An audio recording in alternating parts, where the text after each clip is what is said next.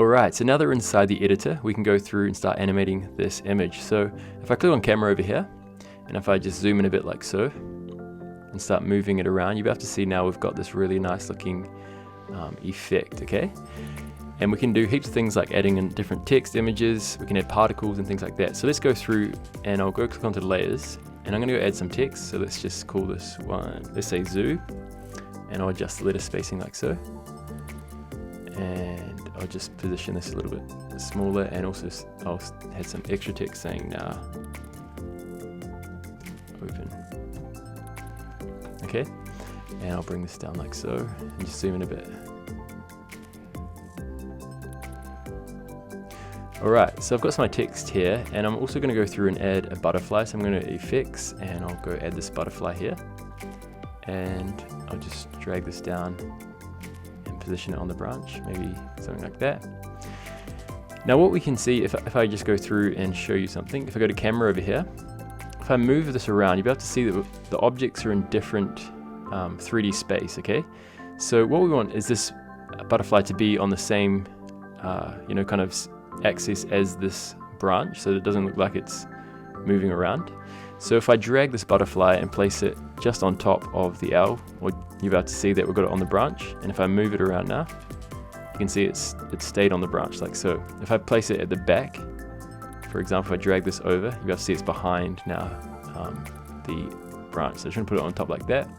Also with the text, I want to bring these into the same kind of alignment like so. And that's looking really good. Cool, so what I'm going to do is go and reset this camera. And I might just zoom in a little bit, and I'm going to go to particles as well and add some particles. So let's go turn on, and I've got this leaf selected, and I'm going to make the leaf a bit bigger, leaves a bit bigger, and also I might add some blur to them as well. You can adjust things like the contrast as well as the color, so you can play around with the color like this.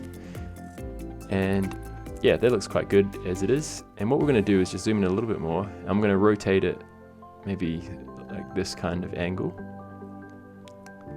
and position like so. Okay, so here's my first position.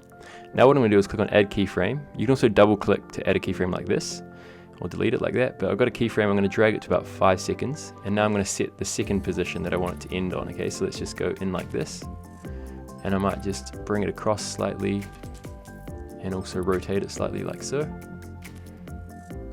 and that's looking quite cool. So let's just come in. I might also bump up the size of the leaves like that. And yeah, we've got this coming in from here to here. And let's just preview that. Okay, that's looking really cool.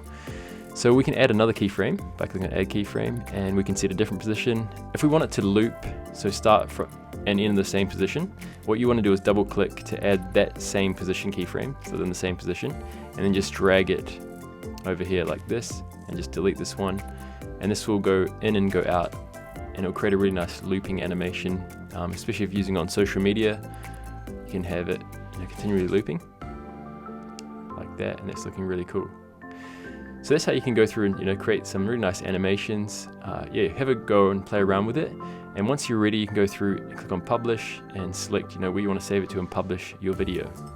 So yeah, I hope you enjoyed this tutorial. Make sure to try it out and have fun creating.